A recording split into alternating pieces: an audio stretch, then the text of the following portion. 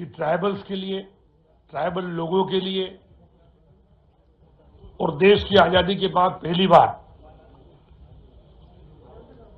हमारे एक ऐसे प्रधानमंत्री जिन्होंने जो हमारे विशेष पिछड़ी जनजाति थी, शहरिया, बेगा और भारिया, जो हमेशा विकास से कहीं न कहीं पीछे रह जाती थी।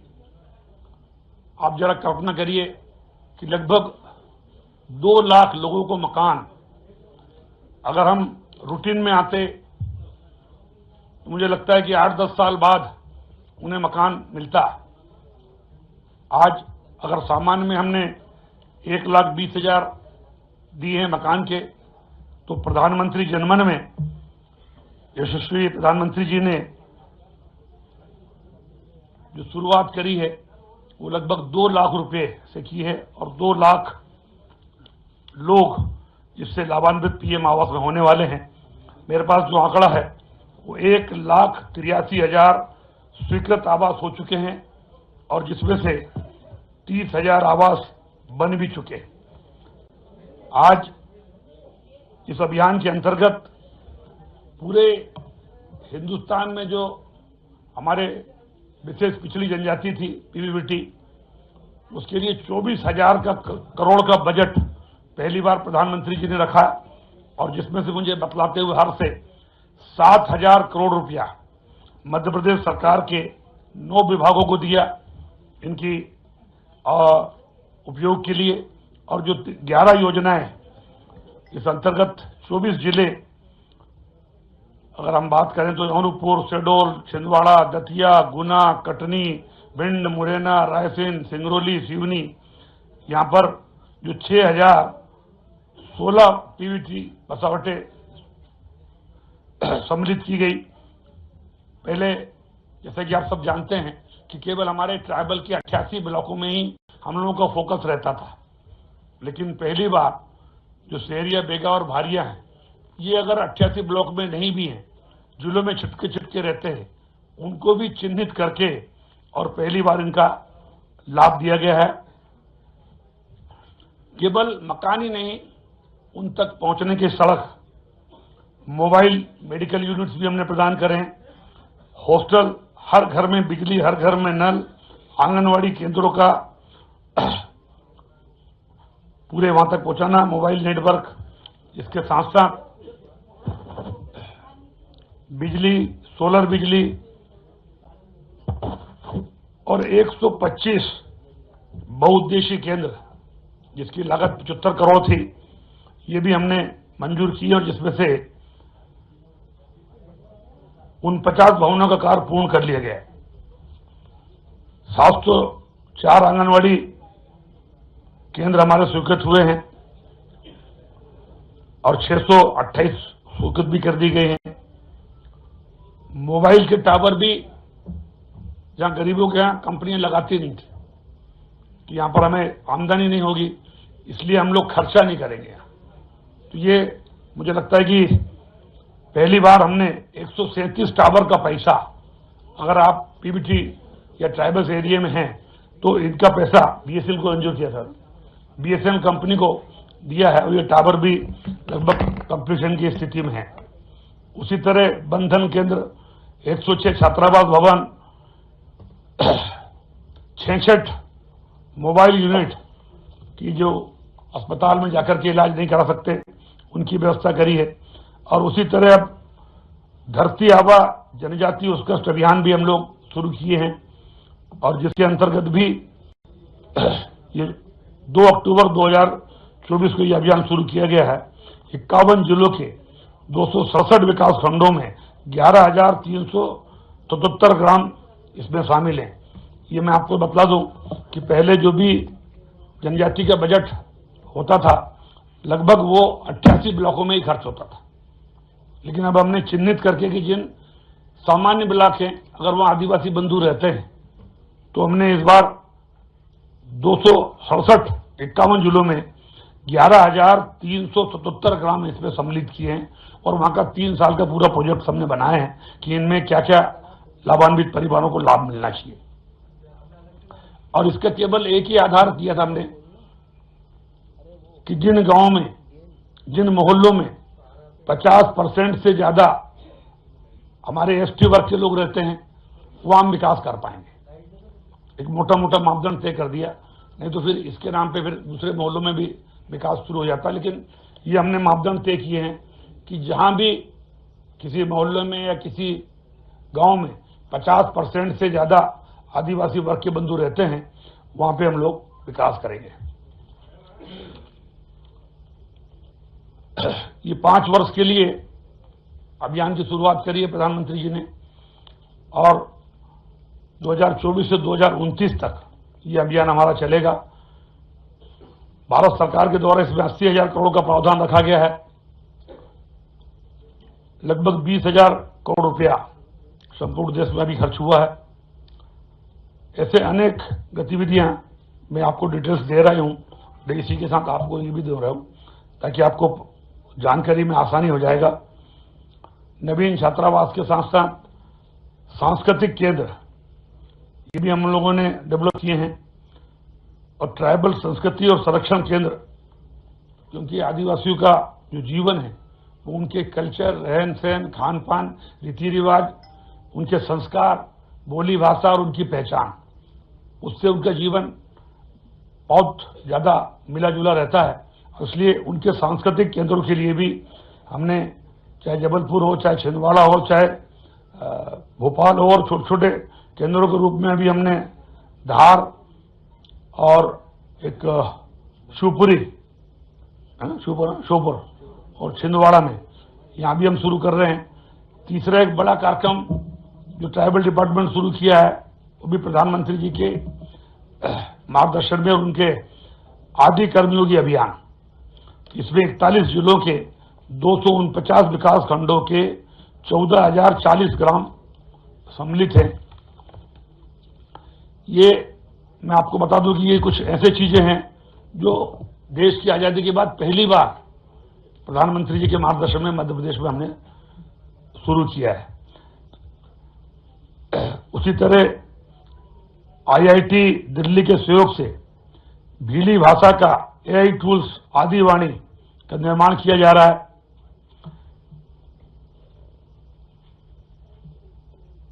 बाकी जितनी जनजाति कलाओं को जीआई टैग, अगर जीआई टैग नहीं होता था तो उनको पेमेंट कम मिलता था, चाहे पेंटिंग हो, चाहे कलाकृतियां हो, क्योंकि जीआई टैग से एथेंटिक वो नहीं मिलता था, इसलिए पेमेंट कम मिलता था। अब ये पहली बार जीआई टैग, और जोधाबाई को पद्मश्री पुरस्कार से सम्मानित भी किया।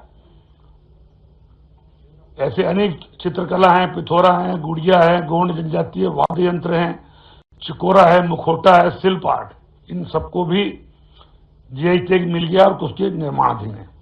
उसी तरह पीबीटी आहार योजना, जो हमारे गरीब, अत्यंत गरीब तबके की आदिवासी शहरिया बेगा और भारियां हैं, उनकी माताओं को 15 जिलों के 3 पिछड़ी जनजाति बंधुओं को 1,500 रुपये प्रति माह आहार योजना का भी लाभ दिया जा रहा है। और जिसमें वित्तीय वर्ष 2 साल में जो 24-25 में 2,18,322 हितग्राहियों को 415 करोड़, और 2025-26 में 21,803 में 297 करोड़ पोषण आहार राशि दी गई।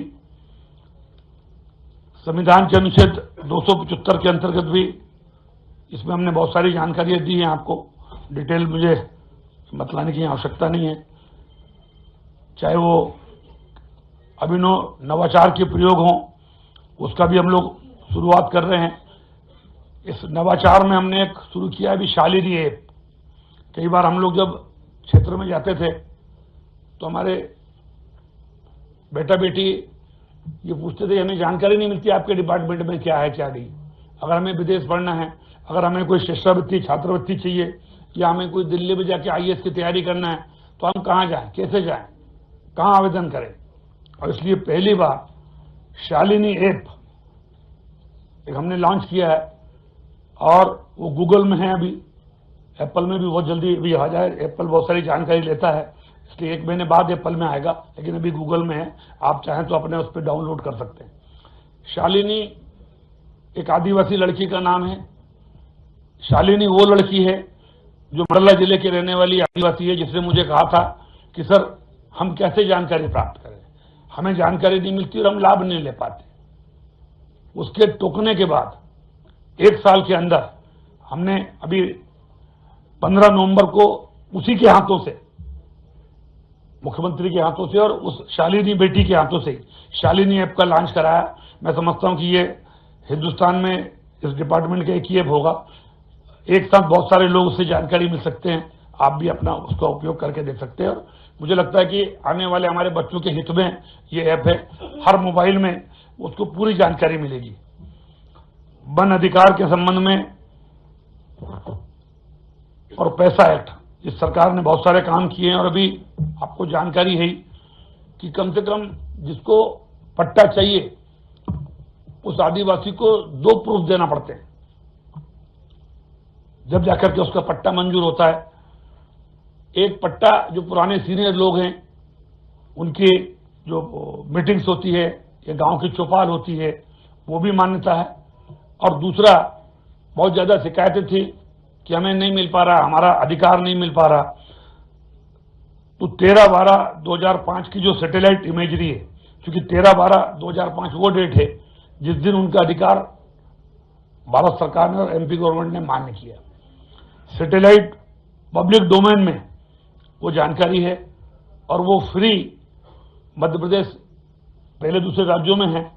जो अगर आपको सैटेलाइट इमेजरी की आपका अधिकार, आपका कब्जा 13/12/2005 को उस जमीन पर है या नहीं, उसकी पूरी सैटेलाइट इमेजरी मध्य प्रदेश सरकार आदिवासियों को फ्री उपलब्ध कराएगी, ताकि उसकी इमेजरी के साथ आप अपना आवेदन वन विभाग और ट्राइबल डिपार्टमेंट अपने पट्टे का अधिकार आप ले सको। तो मुझे लगता है कि ये बहुत बड़ा कदम है माननीय मुख्यमंत्री जी का, और पिछले 2-4 महीने में इन्होंने मुझसे घोषणा कराई थी और अभी 24 करोड़ रुपए अपन दे रहे हैं।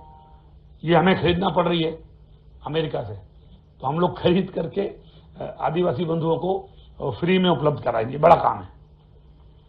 और आने वाले जो 3 वर्ष है उसका भी हमने हमारा विजन डॉक्यूमेंट्स तैयार कर लिया है।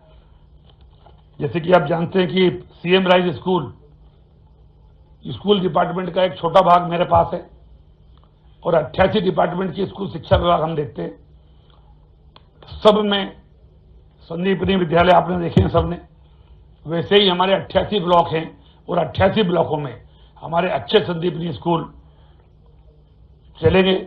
उसी तरह भारत सरकार के मदद से जब 500-550 बच्चे रहते हैं 6वीं से 12वीं तक, just like central school Eklavya विद्यालय, ये भी 88 हम लोग चालू करेंगे। कुछ विकास खंडों में रह गए।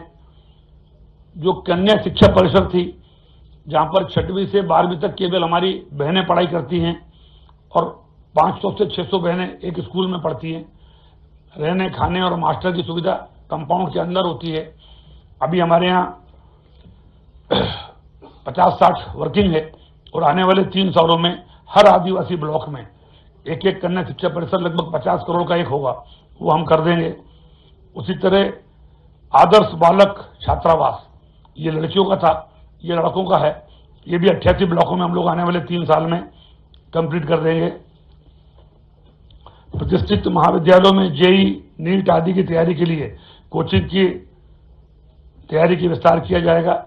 जनजातीय नायकों को वार्षिक कैलेंडर, जैसा कि मैं हर बार कहता हूं कि देश की आज़ादी में हमारे जनजातीय नायकों का भी बड़ा योगदान था, लेकिन देश की आज़ादी का इतिहास लिखने वालों ने कहीं ना कहीं भूल चूक की और जो स्थान देश की आज़ादी में जनजातीय नायकों को मिलना चाहिए था, मैं समझता हूं वो नहीं मिला। चाहे भीमा नायक हों, चाहे टंट्या भील हों, चाहे शंकर शाह, रघुनाथ शाह हों, उनके डिटेल्स के बारे में आपको बतलाने की आवश्यकता नहीं है। इन सब के नामों पर हम साल में एक कैलेंडर बना रहे हैं और जनता में इनका बलिदान और इनके बारे में जानकारी मिले, उत्सव के रूप में हम मनाएं जनजातीय बंधुओं के त्यौहार। ऐसा वार्षिक कैलेंडर जिसमें 12 से 15 त्यौहार होंगे और जो मुख्यमंत्री जी के साथ में मिलकर या दूसरे प्रदेशों के जो यहाँ जनजाति हमारे रहते हैं उनका भी किया जाएगा। जनजातीय बंधुओं के पूजा स्थल क्योंकि गरीब तबका होता है और कई बार पूजा स्थलों की साफ सफाई और छोटा मोटा निर्माण भी नहीं करा पाते। हमारे मुख्यमंत्री जी ने ये पहली बार हमने बजट रखा है, अभी 2-4 करोड़ रुपए का स्टार्टिंग की है, भविष्य में और बढ़ाएंगे, कि जो आदिवासियों के श्रद्धा और पूजा स्थल हैं उनको हम कैसे साफ सफाई करके आगे बढ़ाएं। इसमें हमने इस बार कुछ बजट रखा है। और इसी तरह सांस्कृतिक और सामाजिक गतिविधियां, इसको आगे बढ़ाने के लिए आने वाले 3 साल में ऐसा एक भी ब्लॉक नहीं होगा यहाँ 88 कला भवन की हम स्थापना करेंगे। इसकी कुछ लागत होगा ठीक है नहीं, अभी सारी सुविधाओं को देखते हुए जो हमने 2007-08 में रेडियो के माध्यम से जनता की जानकारी शुरू की थी, और 2007-08 में हमने जो 12 रेडियो शुरू किए थे वन्य रेडियो, उसको फिर से हम रिलॉन्च कर रहे हैं, और 8 वन्य रेडियो हम फिर से उनकी भाषा में, उनका रेडियो, अगर कोई श्योपुर में है तो शहरिया भाषा, अगर कोई बैतूल में है, मंडला में है तो गोंडी भाषा, अगर कोई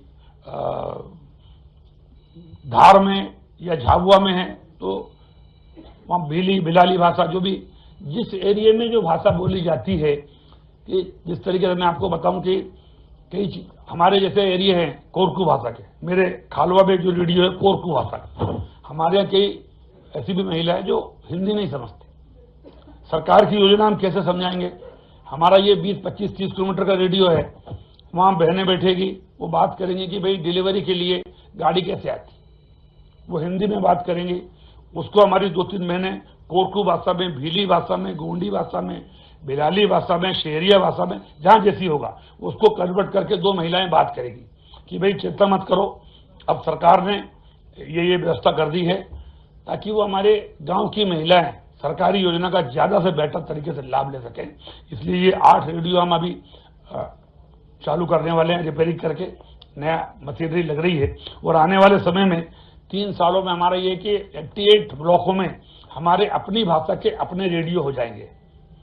ये इनोवेटिव हमारा प्रोग्राम है, और जैसा कि आप जानते हैं कि 21% से ज़्यादा आदिवासी बंधु मध्य प्रदेश में निवास करते हैं, यानी मध्य प्रदेश में रहने वाला हर 5वां व्यक्ति आदिवासी है, और उसको लेकर के हम लोग उनके डेवलपमेंट की योजना बना रहे हैं। मैयर, मऊगंज और पांडुरना ये नए जिले थे जहां हमने हमारी व्यवस्थाएं 48 पदों का निर्माण करके नियुक्ति कर दी गई है। शैक्षणिक और प्रशासनिक वर्ग में 1846 नियुक्ति कर दी गई है, और पोर्टल भी हम लोगों ने लॉन्च किया है, क्या जीओटी पे पोर्टल, आई गॉट पोर्टल, और ये आई गॉट पोर्टल में सारी चीजें आपको उपलब्ध रहेगी कि कोई गड़बड़ न कर पाए, और जो भी यहाँ से पैसा जाता है, जो काम हुआ है, वो उसको उस पोर्टल पर दर्ज करना जरूरी है। जब तक वो दर्ज नहीं करेगा पोर्टल पर, तब तक उसको अंतिम पेमेंट नहीं माना जाएगा। मैं समझता हूं कि छात्रवृत्ति का मामला हो, आवासीय संस्थाओं का मामला हो, या अभी एक और चीज हम लोग ने शुरू करने जा रहे हैं, जो इंदौर, भोपाल, जबलपुर, शहडोल, जहां पर 200 सीटर छात्रावास हम बना रहे हैं, लड़के और लड़कियों की जो पढ़ाई करना चाहते हैं आईएएस की या कॉम्पिटिटिव एग्जाम की। तो ये पहली बार परीक्षा पूर्व प्रशिक्षण सेंटर जहां पर अच्छी तरीके से बनेंगे, और लगभग 18 से 20 करोड़ रुपए इसमें खर्च होगा एक जगह। इंदौर, भोपाल, जबलपुर, शहडोल, उज्जैन, ऐसे 5 जगह है। आने वाले समय में हमने जमीन देख ली है, अब वहां छात्रावास के साथ साथ 8-8 करोड़ की बिल्डिंग होगी, और बड़ी बड़ी शिक्षण संस्थाओं के साथ वहां पे एमओयू करेंगे, ताकि उन बच्चों को रहना, खाना, पढ़ाई, जो ज्यादा पैसे से पढ़ते हैं बच्चे, आपने देखा होगा कि आईएएस वगैरह की कोचिंग की बड़ी महंगी होती है, तो यहाँ हम हर जिले से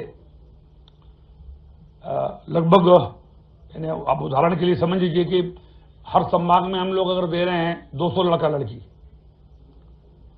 तो हर जिले से 8-8, 10-10 लड़के लड़की आएंगे परीक्षा के माध्यम से, और एक जिले से मान लो 8 लड़का और 8 लड़की आए, तो 16 लड़के लड़कियों को 2 साल तक पूरी पढ़ाई, रहन सहन और पूरी लैपटॉप सारी चीजें, और 2 साल में अगर उन्होंने प्रथम वर्ष क्लियर कर लिया, यानी जैसे यूपीएससी की प्री मैट्रिक परीक्षा पास कर ली, तो उसको एक चांस और दिया जाएगा, और नहीं तो फिर उसके बाद दूसरी तैयारी करें।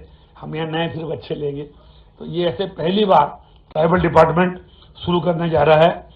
उसी तरह आकांक्षा योजना हमने शुरू करी है।